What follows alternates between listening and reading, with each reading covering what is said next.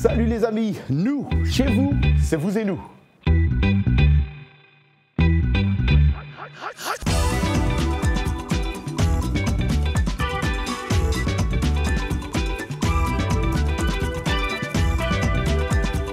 Toujours un grand plaisir de vous savoir nombreux devant vos petits écrans. Dans cette édition de Vous et nous, on découvrira au Maroc la résidence Jardin Rouge qui soutient et accompagne depuis bientôt 10 ans les recherches d'artistes internationaux. On ira en Tunisie voir cette forte affluence au pèlerinage juif de la Griba. Chaque année, sur l'île de Djerba, des milliers de juifs tunisiens exilés depuis l'indépendance et d'autres nationalités viennent prier dans la plus vieille synagogue d'Afrique. Et comme d'habitude, comme d'hab, nos segments hebdomadaires ne manqueront pas. Hashtag vous et nous, l'Anglais Express et la superbe Anna Touré nous revient dans Tendance. On commence cette émission au Maghreb, au 33e jour de la Pâque juive. Plus de 7000 juifs sont venus des États-Unis, de France ou d'Israël pour prendre part à la visite annuelle de la synagogue de la Griba, la plus ancienne synagogue d'Afrique. L'arrivée des Juifs sur l'île de Djerba remonte à la destruction du temple de Jérusalem en 587 avant Jésus-Christ.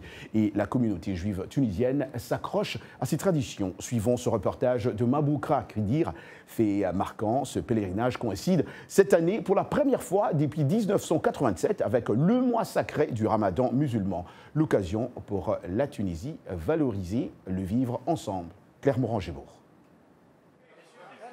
À l'intérieur de la synagogue de la Griba, des visiteurs pratiquent ces traditions et coutumes en commençant par la prière et en allumant des bougies dans une ambiance festive.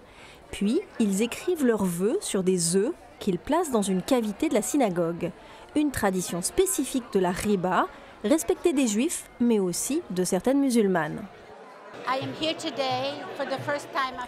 Je suis venue aujourd'hui à la Griba après des années d'absence pour assister à un événement historique, la preuve que juifs et musulmans peuvent cohabiter en harmonie afin de célébrer ce pèlerinage sacré. Sous haute sécurité, plusieurs personnalités politiques et des grandes figures internationales assistent à l'événement, dont le ministre du Tourisme, René Trabelsi, premier juif à être ministre en Tunisie depuis l'époque de Bourguiba. Selon lui, le nombre de pèlerins a doublé par rapport à l'année dernière. Aujourd'hui, on voit que tous ces gens-là ont confiance de nouveau pour la Tunisie et qui reviennent pour le pèlerinage. Grâce d'abord à la sécurité qui est en Tunisie et aussi grâce à une réponse, à la communauté juive d'origine tunisienne, au gouvernement tunisien qui est en train de faire un très bon travail, qui est en train d'avancer. Cet événement est une occasion de célébrer des valeurs telles que la tolérance, la fraternité, la concorde et surtout l'acceptation des autres malgré toutes nos différences. Je crois que le fait de voir la Griba est un message en lui-même, un message de coexistence, un message de paix et que je pense que d'autres pays rêveraient de la voir. Après 6 jours de pèlerinage, une sortie de Mnara clôture les festivités de la Griba, un rassemblement qui unit toute la communauté juive. Et puisque c'est le mois de Ramadan, un iftar collectif a rassemblé les musulmans, les juifs et tous les visiteurs de la synagogue. Une preuve de plus qu'à Djerba, la fraternité est une réalité. Et voilà, on comprend très bien la tolérance, l'acceptation de l'autre, un message de paix. Un message, comme on vient de l'entendre aussi, que tout le monde aimerait partager pour vivre ensemble dans toute quiétude. Toute autre chose, allons au Maroc pour parler du Jardin Rouge lancé par la Fondation Montresson en 2009. Ce lieu permet à des artistes du monde entier de venir travailler pendant plusieurs mois dans des conditions optimales. C'est un domaine de 13 hectares aménagé en lieu de travail et de calme où les artistes disposent d'ateliers et de matériel pour créer en toute liberté.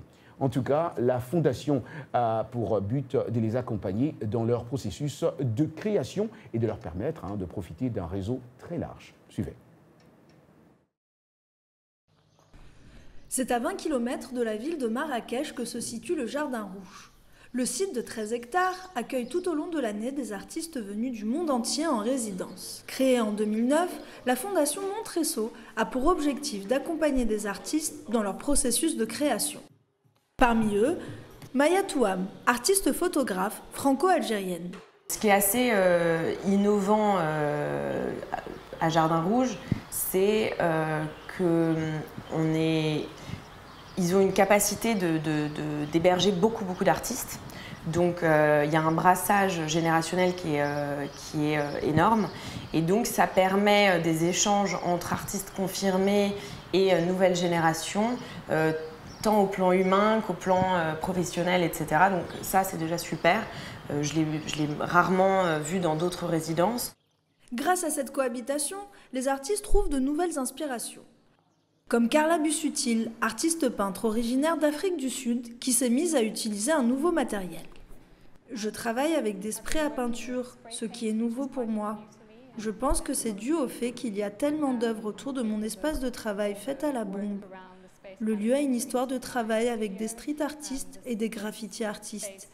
Il y avait donc beaucoup de sprays à disposition, alors j'ai décidé d'essayer.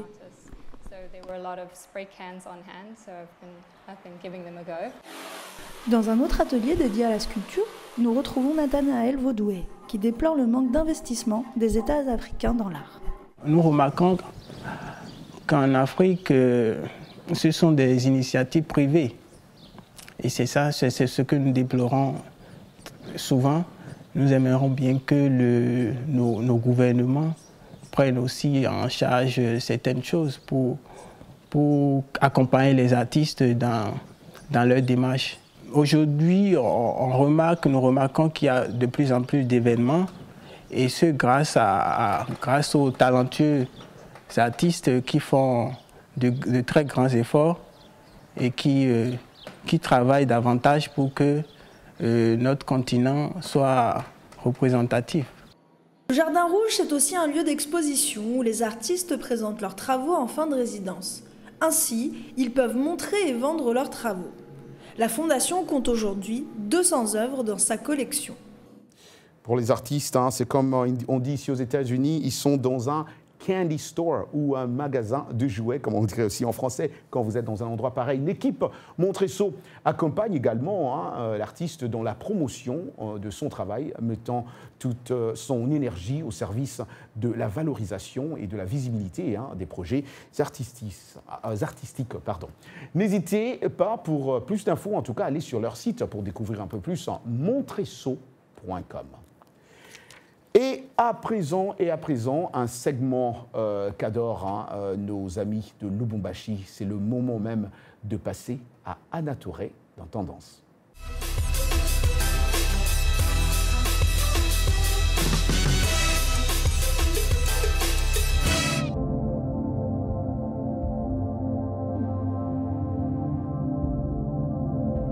Bonjour à tous, je suis ravie de vous présenter Tendance depuis Abidjan au Kente Sky Spa. Et ce mois-ci, on va parler de beauté et de bien-être grâce à un masque à base de chocolat. Suivez-moi.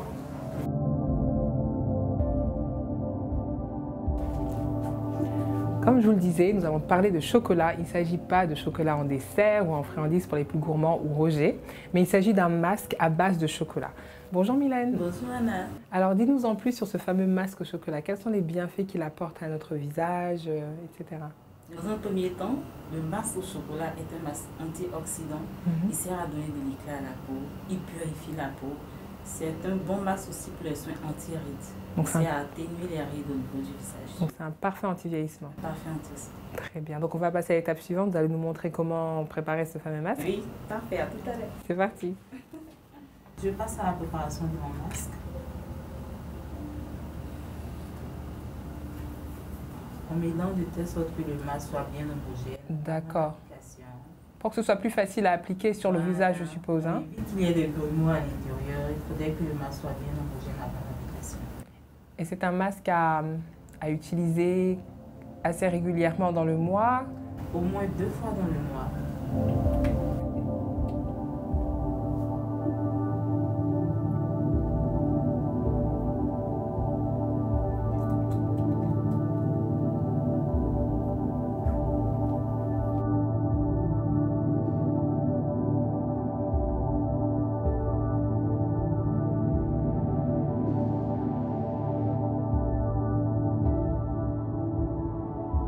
Plus tard, Mylène, si j'ai bien compris. On doit répondre à l'hydratation pour éviter que le masque ne sèche.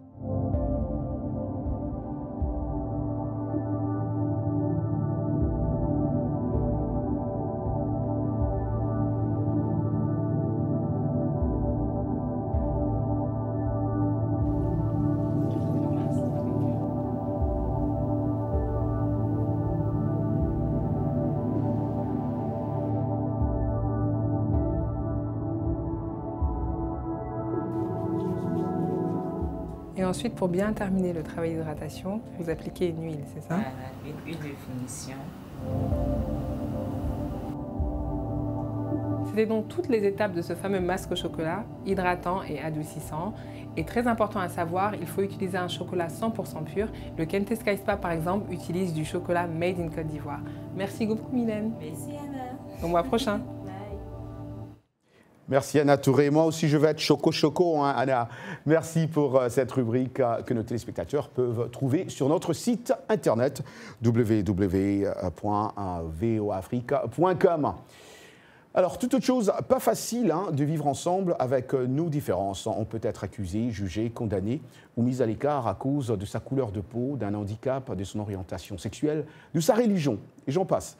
Alors, la question que nous vous avons posée cette semaine dans Hashtag Vous et Nous, c'est de savoir comment vivre ensemble en harmonie malgré nos différences religieuses. Et comme d'habitude, vous avez été nombreux à répondre à cette question. On commence avec Élisée Moadi Lomami. Voilà, Élisée qui dit « Je pense que la meilleure des choses, c'est de comprendre que tous ensemble, nous avons le même objectif, d'hériter le royaume de cieux. Si on veut y arriver, il nous faut être unis et vivre comme...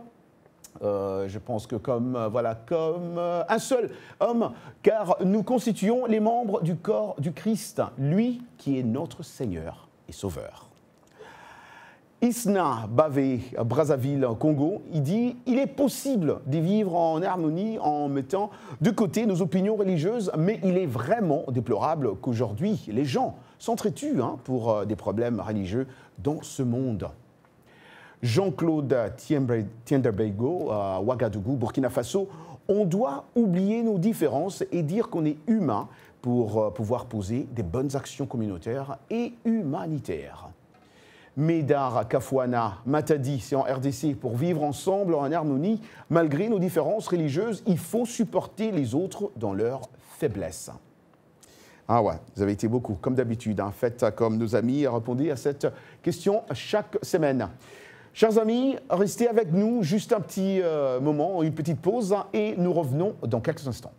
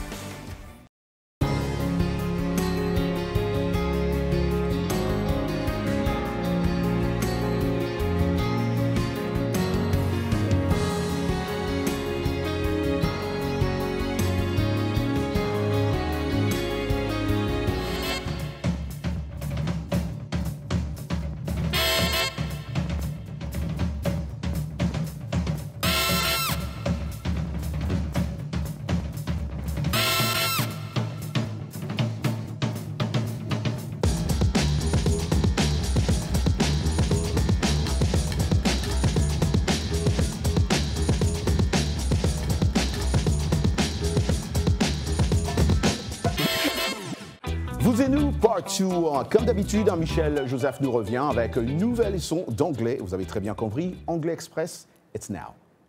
Bienvenue à l'Anglais Express. Comment distinguer ces deux expressions qui semblent avoir le même sens et s'employer de la même façon? Essayons de comprendre ces nuances. For et since.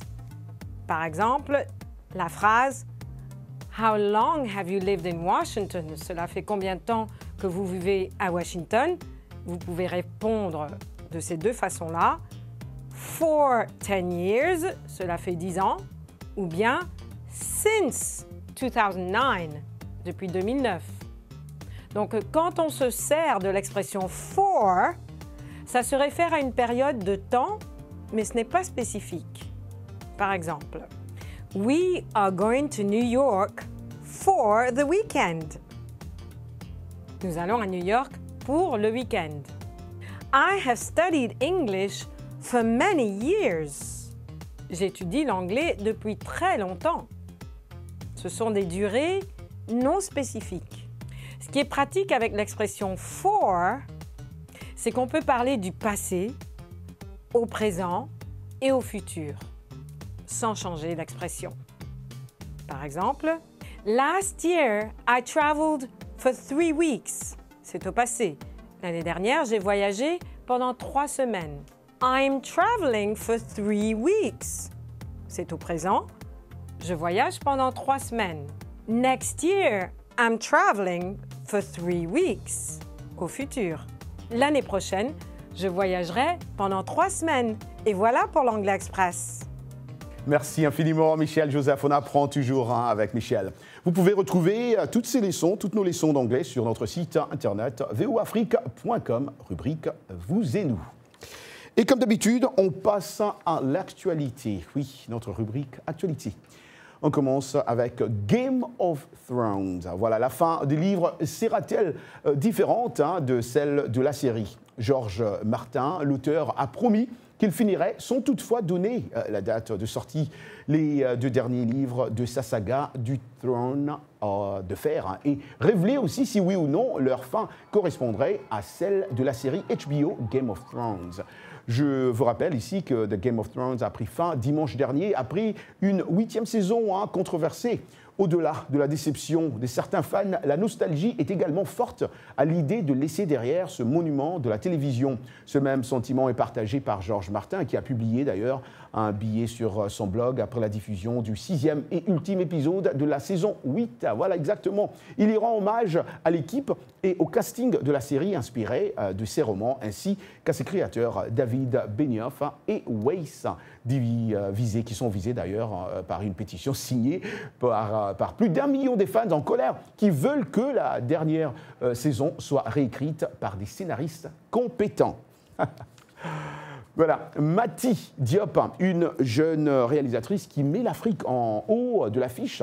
Elle a été couronnée à Cannes par le Grand Prix pour son premier long-métrage Atlantique.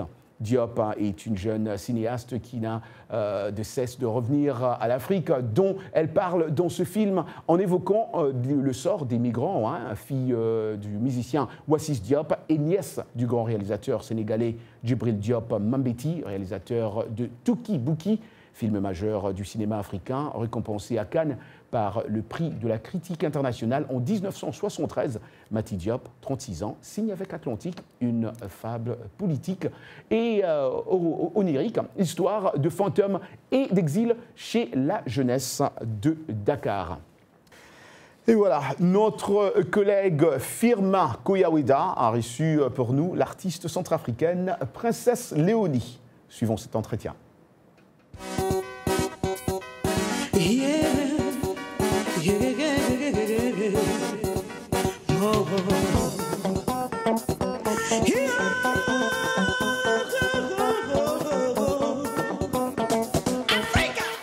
J'ai été un garçon manqué à l'époque, j'étais toute jeune, toute enfant, et donc j'écoutais beaucoup la variété française, américaine et tout ça. Donc tout ce mélange m'a amené justement à me retrouver, à faire vraiment un rythme qui convient à mon tempérament, à mon caractère. Voilà, donc c'est tout ça qui fait que... Mais tout en gardant la base même de notre folklore. Vous savez, chez nous, on a beaucoup de rythmes qui ressemblent au funk. Chez moi, il y a le badouma qui est vraiment très rythmé. On a beaucoup de rythmes comme ça. Ce qui fait que on est toujours dans ce style trépidant qui fait bouger. Et plus quand on ajoute un peu de funk et tout ça, on arrive à faire ce qu'on appelle l'afro-funk.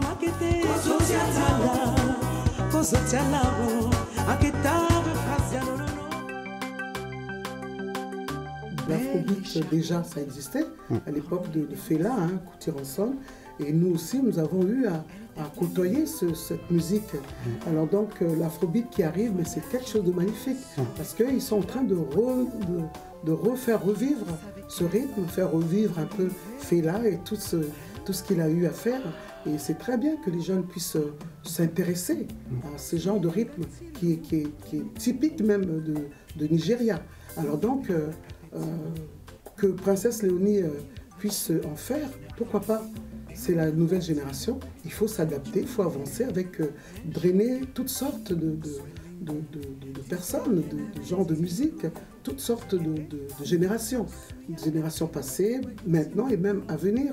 Donc on est obligé, nous artistes, tout en gardant vraiment notre personnalité, on va essayer d'amener aussi ce rythme pour aussi donner du peps à notre travail.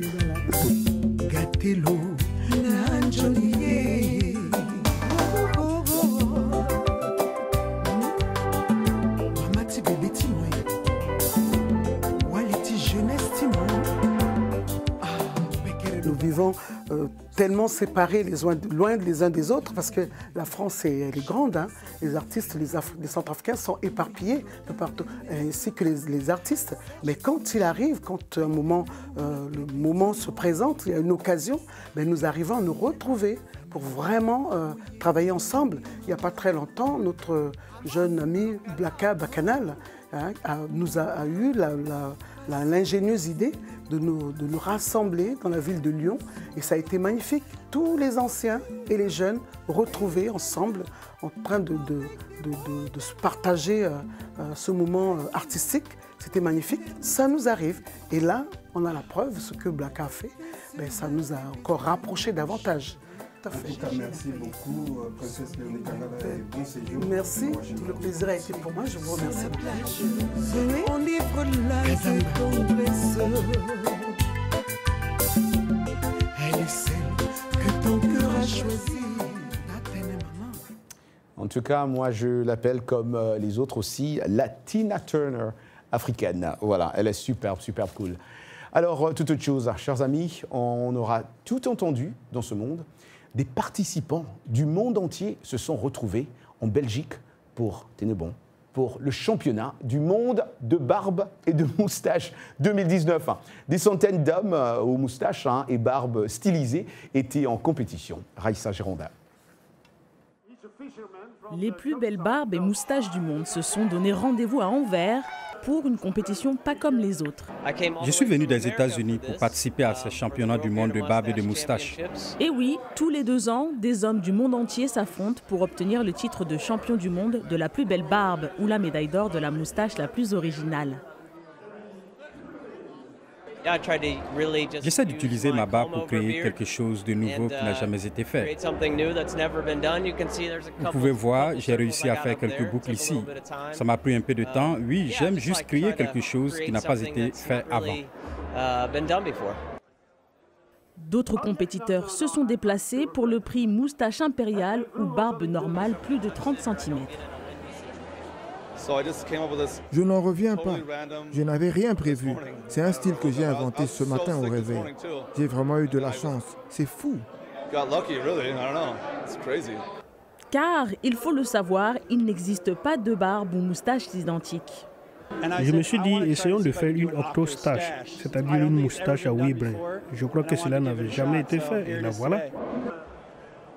Le championnat du monde de barbe et de moustache a lieu tous les 2 ans dans un pays différent depuis sa première édition en 1995. La prochaine compétition aura lieu en 2021 à Auckland, en Nouvelle-Zélande. En tout cas, avec moi, ça ne marcherait pas. Avec tout ce que j'ai là, ça ne marcherait vraiment pas. Et vous avez bien vu, les participants s'affrontent dans 18 catégories différentes, regroupées dans 3 disciplines, barbe pleine, barbe partielle et moustache. Loin de nous aussi l'idée que ce concours n'est réservé qu'à la gente masculine. Les femmes peuvent en effet y participer dans les catégories moustache réaliste, barbe réaliste, moustache créative ou encore barbe créative. En tout cas, avec Sim, ça ne marcherait pas, ou Georges Léonard Sagnon, ça ne marcherait pas non plus. Voilà, on finit cette émission en musique avec le morceau de Lionel et Congo. Chers amis, je vous en supplie, vraiment, je vous supplie de m'écrire, moi, sur les réseaux sociaux. Dites-moi ce que vous pensez. Envoyez-moi un message sur Twitter, RMShowVOA. Dites-moi ce que vous pensez vraiment de la voix de cet artiste. Sa chanson, Zoa-je, de Lionel et Congo. Suivant.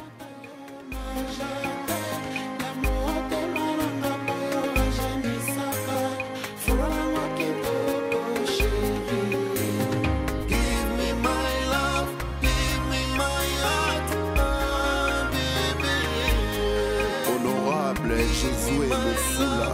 Give me your heart, I've been to Sylvie Katoto. Yokane to yemba motema ya Janvier Goula. Tadouche Kamoda. François Kamoul. Voilà, merci à vous de nous avoir suivis via nos stations partenaires, Eden TV au Gabon, Vox Africa à Londres, Siloé TV à Kinshasa, ORTM à Bamako, TV7 à Lomé, DRTV à Brazzaville, B1 à Kinshasa, Mwangaza à Lubumbashi. Et merci spécialement à nos collègues qui travaillent durement derrière la caméra. Je parle de Salwa Jafari, Gabi Sims, Georges Léonard Sagnon, Jason Scat, notre réalisateur innocent, et Jean-Louis Mafema. Chers spectateurs, on le dit comme d'habitude, rendez-vous la semaine prochaine.